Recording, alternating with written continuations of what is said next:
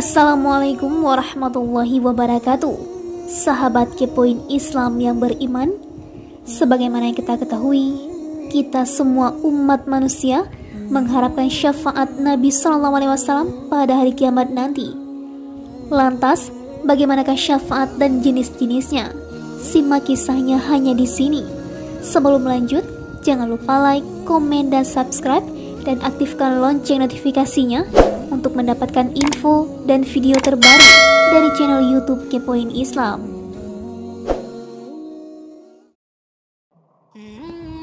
Sahabat Kepoin Islam yang beriman, di antara jenis-jenis syafaat, yang pertama ada syafaat uzma. Syafaat paling besar, paling agung, dan paling luas adalah al-maqam al-mahmud atau kedudukan yang mulia yang sangat diinginkan oleh semua makhluk, di mana mereka mendambakan Rasulullah memberikan syafaat kepada mereka di sisi Allah agar beliau datang untuk menyelesaikan pengadilan akhirat, menolong kaum mukminin dari kondisi sulit di padang mahsyar pada hari kiamat, serta menyelamatkan mereka agar tidak berkumpul bersama orang-orang kafir di mahsyar. Sebelumnya, umat manusia saat itu telah meminta syafaat kepada Adam, Nuh, Ibrahim, Musa, dan Isa. Namun, setiap nabi tersebut menjawab, "Aku tidak memilikinya."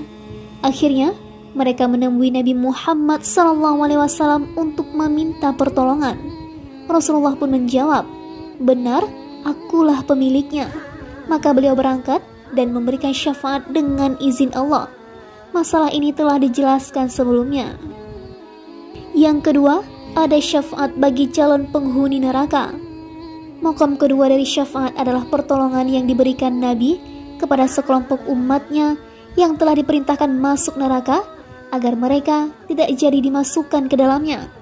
Syafaat ini ditegaskan dalam sebuah hadis riwayat Al-Hafiz Abu Bakar Abdullah bin Muhammad bin Abid Dunya dalam kitabnya Ahwalul Qiyamah atau huru-hara kiamat pada bab syafaat di akhir pembahasan.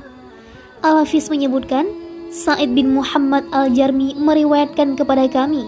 Ia berkata, Abu Ubaid Al-Haddad meriwayatkan kepada kami.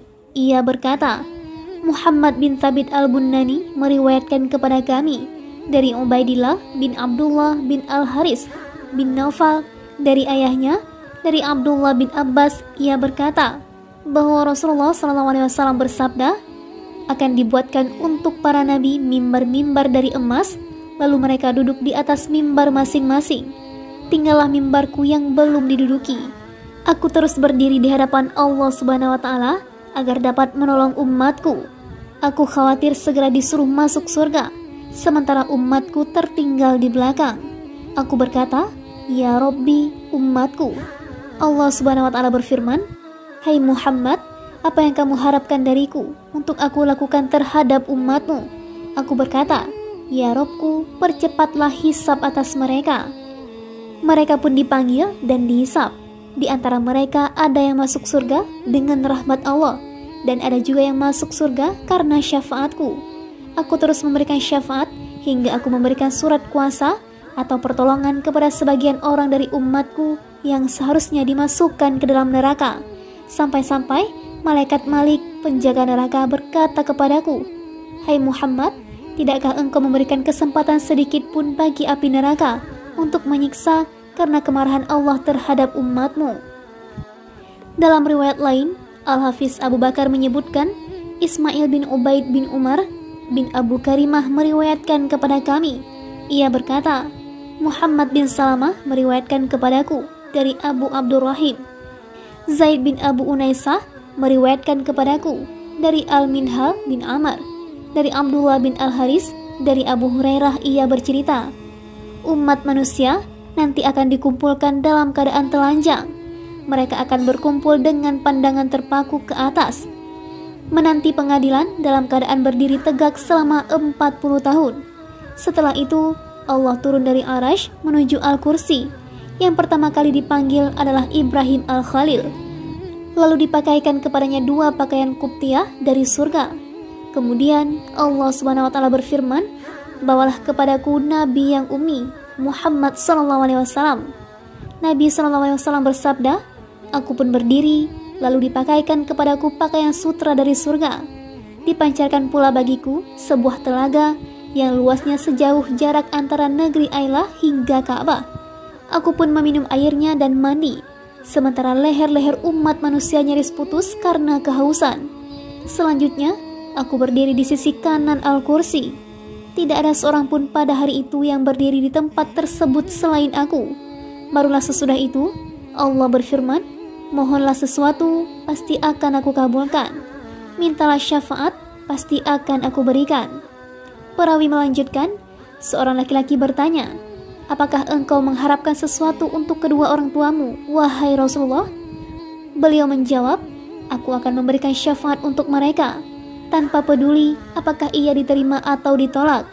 Sungguh, aku tidak berharap apa-apa terhadap nasib mereka.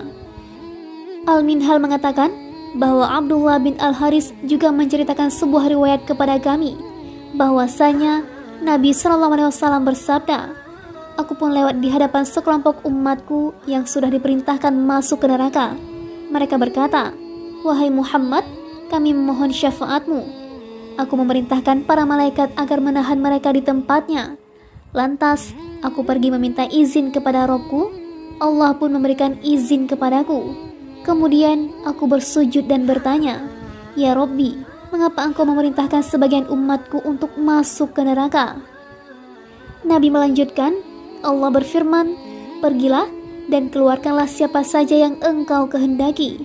Aku pun pergi dan mengeluarkan siapa saja yang dikehendaki oleh Allah untuk dikeluarkan. Setelah itu, sebagian umatku yang lain berkata, wahai Muhammad, kami memohon syafaatmu. Aku kembali lagi menemui Robku untuk meminta izin dan Allah memberikan izin. Maka dari itu, aku kembali bersujud. Allah Subhanahu wa Ta'ala berfirman, angkatlah kepalamu dan mohonlah sesuatu, niscaya aku akan mengabulkannya. Mintalah syafaat, niscaya aku akan memberikannya. Maka aku pun berdiri sambil mengucapkan puji-pujian kepada Robku dengan berbagai pujian yang belum pernah diucapkan oleh siapapun. Kemudian aku bertanya, ya Robbi, mengapa engkau memerintahkan sebagian umatku untuk masuk neraka? Nabi SAW melanjutkan, Allah Subhanahu wa Ta'ala berfirman, pergilah dan keluarkanlah siapa saja yang kamu kehendaki. Aku berkata, ya Robbi, keluarkanlah dari dalam neraka setiap umatku yang telah mengucapkan la ilaha illallah, juga bagi setiap orang yang dalam hatinya terdapat keimanan meskipun hanya sebesar atom. Allah berfirman, wahai Muhammad, itu bukanlah hakmu, melainkan hakku sendiri. Aku pun pergi dan mengeluarkan siapa saja yang dikehendaki Allah untuk dibebaskan. Rasulullah melanjutkan, tersisalah sebagian orang yang masuk neraka. Penduduk neraka mencemooh mereka seraya berkata, kalian dahulu menyembah Allah dan tidak menyekutukannya dengan sesuatu yang lain, tetapi mengapa kalian tetap masuk neraka? Mereka pun menjadi gundah dan bersedih karena ejekan itu.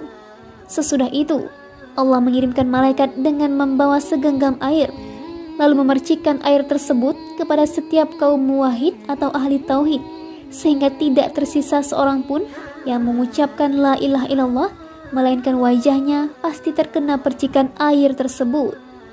Nabi melanjutkan, orang-orang itu pun akhirnya dikenal dengan tanda tersebut, sehingga penduduk neraka yang lain merasa iri. Tidak lama kemudian, mereka dikeluarkan dari neraka dan dimasukkan ke dalam surga.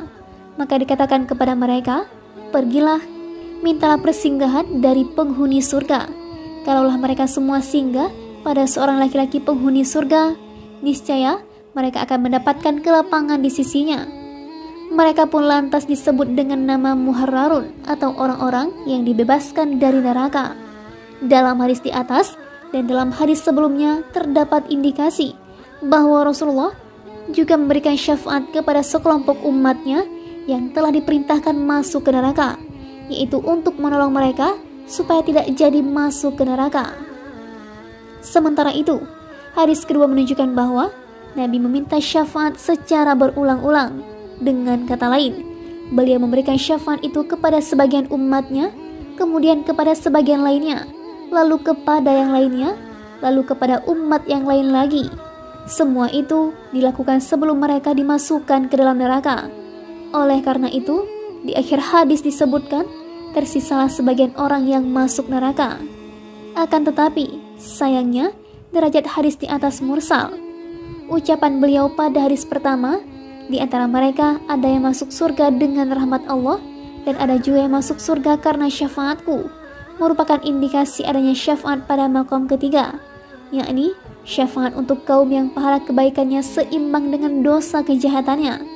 Orang-orang itu belum berhak masuk surga, namun juga tidak wajib masuk neraka. Beliau pun memberikan syafaat kepada mereka agar masuk surga. Kemudian yang ketiga, syafaat bagi pelaku dosa besar yang ada di dalam neraka.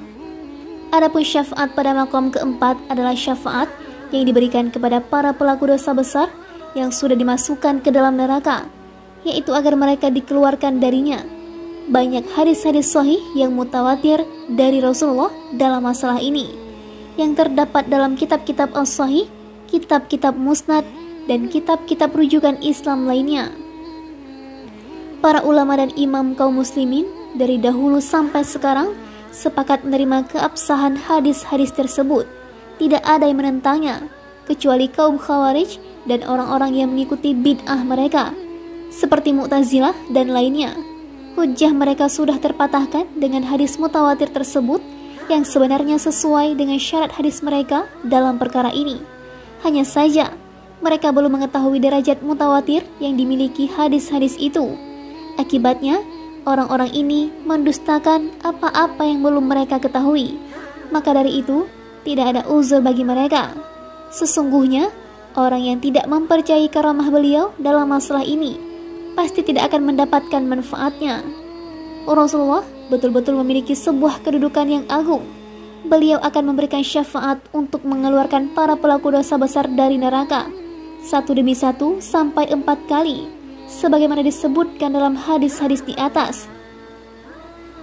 Para nabi juga memberikan syafaat seperti itu kepada umat-umat mereka. Demikian juga kaum mukminin kepada keluarga dan teman-teman mereka. Bahkan, para malaikat juga memiliki hak untuk memberikan syafaat. Setelah itu, akan dikeluarkan pula dari neraka orang yang tidak memiliki kebaikan sama sekali, namun di dalam hatinya masih terdapat sebaran zarah atau atom keimanan, yaitu setiap orang yang pernah mengucapkan kalimat La ilaha illallah secara ikhlas. Kemudian ada syafaat setelah melintasi sirat. Maqam kelima adalah syafaat untuk kaum mukminin setelah melintasi as-sirat atau jembatan menuju surga, agar mereka diizinkan masuk surga.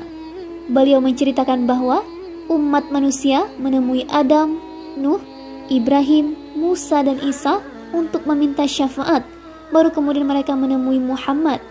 Akhirnya, Nabi Muhammad SAW pun memberikan syafaat kepada mereka. Semoga salawat dan salam dilimpahkan kepada beliau hingga hari kiamat. Pernyataan tersebut didukung oleh hadis Anas yang tertera dalam Sahih Muslim, bahwasanya Rasulullah bersabda, "Akulah orang pertama yang memberikan syafaat di surga." Kemudian ada syafaat untuk menaikkan derajat di surga. Maqam keenam dari maqam-maqam syafaat yang dimiliki Nabi SAW adalah syafaat untuk meningkatkan derajat sebagian kaum mukminin dalam surga. Syafaat jenis ini disetujui pula oleh kalangan Mu'tazilah dan kelompok lainnya. Dalilnya adalah hadis Ummu Salamah yang terdapat dalam Sahih Muslim, bahwasanya ketika Abu Salamah meninggal dunia, Rasulullah berdoa, "Ya Allah, ampunilah Abu Salamah, angkatlah derajatnya di antara orang-orang yang mendapat petunjuk. Jadilah baginya pengganti untuk memelihara anak-anaknya di antara orang-orang yang ditinggalkan. Ampunilah kami dan ampunilah dia, ya Rabbal Alamin. Ya Allah, lapangkanlah kuburnya dan berilah dia cahaya dalam kuburnya."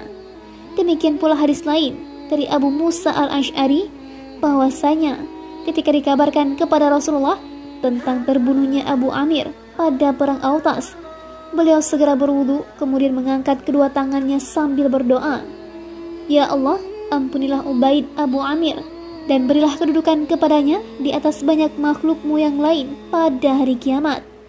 Hadis itu diriwayatkan oleh Al-Bukhari dan Muslim dalam kitab As-Sahihain. Demikianlah pembahasan tentang hal-hal khusus yang terdapat pada diri Nabi Muhammad SAW. Semoga salawat dan salam tetap tercurahkan kepada beliau hingga hari kiamat. Dan semoga kita termasuk salah satu umat beliau yang mendapatkan syafaat Nabi Muhammad SAW pada hari kiamat nanti.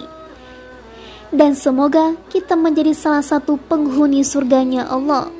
Amin, amin ya rabbal alamin. Nantikan kisah-kisah berikutnya hanya di channel YouTube Kepoin Islam. Wassalamualaikum warahmatullahi wabarakatuh.